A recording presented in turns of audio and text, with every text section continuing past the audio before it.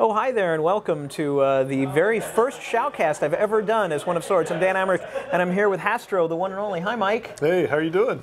This is the first time I'm ever going to do this, so I need your help, because when it comes to shoutcasting, live broadcasting of live gameplay, you're old hat, and I'm usually the sucker who's playing in these things that never gets a chance to survive much more than 30, 40 seconds. You never mention my performance. It's always somebody else. It's like, oh, that was a great shot. I know it's never me. Well, that's what we're about to dive into. So these are the shoutcasting controls. We're in shoutcasting mode here in Black Ops 2, and this is a feature that really supports the esports initiative for Black Ops 2.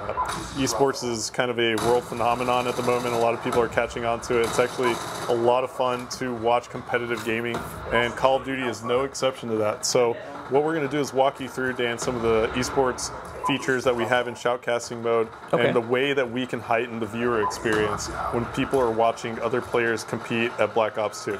Okay. So early on here, you see that you have a toolbar at the bottom. Now that's there by default, so you can always take that off by just toggling it with the B button, and take it off if you develop the muscle memory and you learn the buttons and shoutcasting controls. But for this, we're going to go ahead and keep it on so you can hit the B button. So we'll start with the scoreboard, your traditional scoreboard. You hit the back button, boom, there you have it. Sure. And we wanted to make sure that we kept all that information that the viewer likes to see, the score, the time left in the round, as well as the traditional scoreboard menu that you have right here. Okay. So we're going to go ahead and back out of that. Next feature we have is the overhead map view. You can tap X, check that out, and there you have it. You have all your players on the map.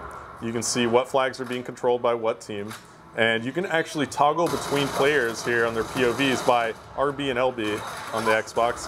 So there you are, you're on with Whiskers, now you're on with Fluffy, and there you are, Fluffy died, he's on respawn. Now you can X out, and there you are, you're back on board with Fluffy. Okay. Yep, so there you have it. So that's a way for the shoutcaster to bring the viewer straight back into the action, right? So Fluffy is on respawn, we might want to cut over to where the action is actually still going down, a player that's alive, and we can do that quickly instead of swapping through every player trying to find where that player's at in that action, right? Okay. So kill feed's still here.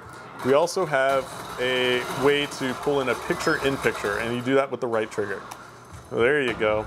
So now we're in picture-in-picture mode. In this mode, you can actually still pull up that map POV, and you can toggle it off. And we give all that information that you'd like to see here too. We actually have additional information. What players are on what flag, and you also are able to see what players are on the kill streak and the amount of kills that they've had in a row as well. So that's the number on the right-hand side. That's their current kill streak. Exactly. So that's the current kill streak on the right-hand side, as well as the objective column.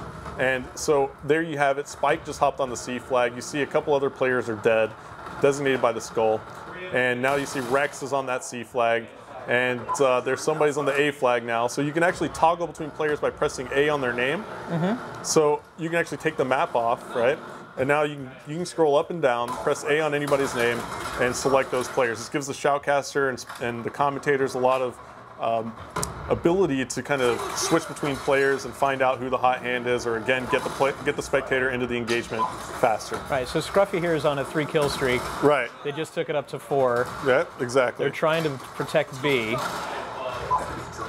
Yeah, there you go. Somebody's over there sniping from the area that I like to snipe from on this map. Yeah, so one more thing I want to talk about before I'm going to let you dive into shoutcasting. If you go over to the options panel here by hitting RB, we actually allow the shoutcaster or professional esports league or any LAN event, local tournament, competitive players, whenever they're using this mode, they can go in and customize the HUD and what the viewer is seeing. So you can turn off the mini-map, you can turn off the score panel, you can turn off the team score, call-out cards, all these different things you can customize on the HUD to what people are going to see. So that's just an additional added bonus there and a feature that heightens the viewer experience. So you can go ahead and cut out of that, and I'm going to let you take a crack at this. Okay, this is going to be sad. But first, I'm sort of an overhead guy, so I want to see, you know, what we've got. These guys they've just taken B, and there's a lot of people running. See, this is the problem with shoutcasting. I feel like I'm saying everything that's obvious. Well, there's some guys and there's some guns, and as you can see, you know, there's people playing Call of Duty. You know, like, how do you do that? How do you wind up saying something insightful and useful? You run the controls, and I'll give you a little taste. So all right. Right now we're on board with Scruffy. Scruffy has a Type 25. He just gets mowed down right there as a double kill for Woofy, who took Scruffy and Spot out. And now we're still on board with Scruffy. He's on respawn. He has a target finder, as you see, painting a diamond over that enemy player. He just took a shock from the shock charge, and Scruffy goes down yet again. His team has been pinned in on that flag, although they do have 2 flags controlled at the moment, but the B flag is being contested by his squad, and that was a very, very close cap, but just not enough there, Dan. And now you cut over to the players, and let's see who the hot hand is. And as we see, Woofy down here is on a 5 kill streak. So as we swap to him, he's cooking a grenade, and he tosses that out.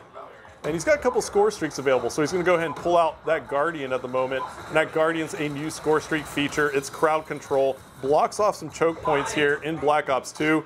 However, the B flag just got taken away from Woofy's team, and they are down 6 points right now with a minute and a half left to go. They really need to get over to that B flag and get control again. And why don't we take a look at the map overhead and see where the engagement is. Looks like Woofy's team is all pinned back at the C flag. They really got to get out of there if they want to have any chance of winning this game.